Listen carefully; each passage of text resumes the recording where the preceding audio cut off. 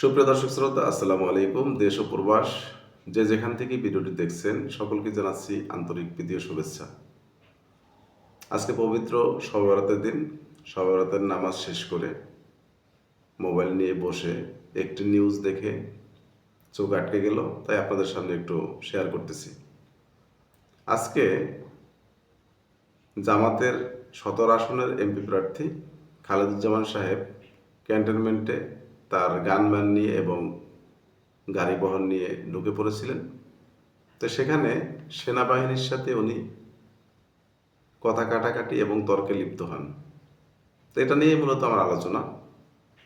উনি যখন গানম্যান নিয়ে অস্ত্র সহকারে তার গাড়ি বহন নিয়ে ক্যান্টনমেন্টের ভিতরে ঢোকেন, তখন ওখানে যারা নিরাপত্তা প্রহরী হিসাবে যে অফিসাররা নিয়োজিত আছেন তারা মূলত তাকে আটকে দেন, গানম্যান দিয়ে প্রবেশ নিষেধ বলেন।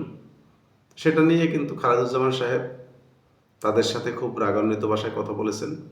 তারা বলেছেন যে আপনারা নির্দিষ্ট একটি দলের হয়ে তাদের পা চাটতেছেন, আগে শেখ হাসিনার পা চেটেছেন, আমরা কিন্তু এই জন্য দেশটা স্বাধীন করিনি।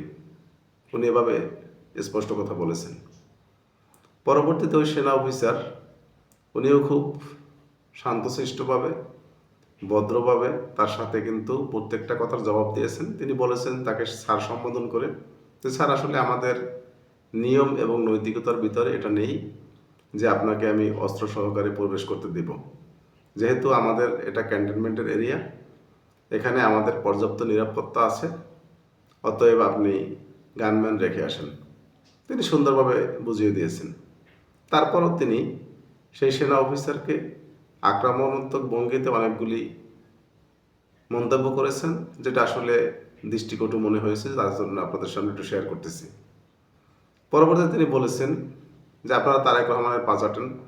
তারেক রহমান যখন গাড়ি বহন নিয়ে অস্ত্রশস্ত্র নিয়ে আসে তখন তাকে বাধা দেন না। আসলে এইটা উনি কোথায় পেয়েছে আমি জানি না।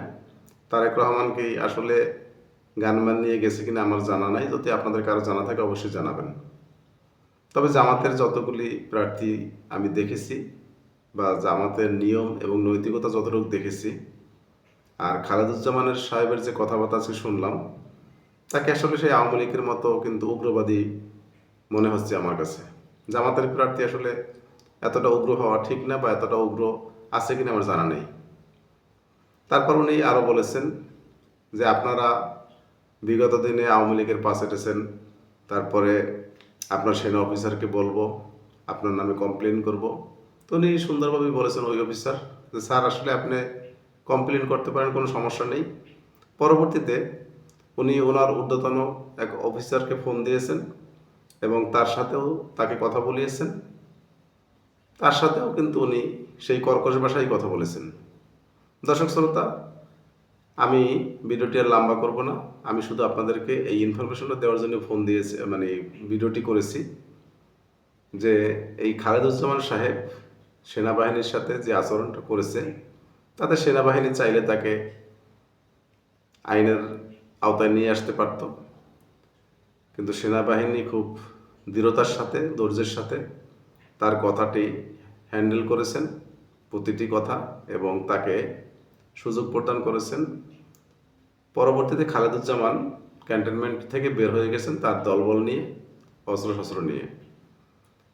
দর্শক শ্রোতা, ভিডিওটি আর লম্বা করব না। আপনারা হয়তো মূল ভাবটি অবশ্যই বুঝতে পেরেছেন। আপনাদের সুন্দর মন্তব্য কমেন্ট বক্সে করবেন, এবং আমার চ্যানেলে যারা নতুন যুক্ত হয়েছেন অবশ্যই চ্যানেলটি সাবস্ক্রাইব করে লাইক কমেন্ট শেয়ার করে দেবেন। ধন্যবাদ সকলকে। আসসালামু আলাইকুম রহমতুল্লাহ।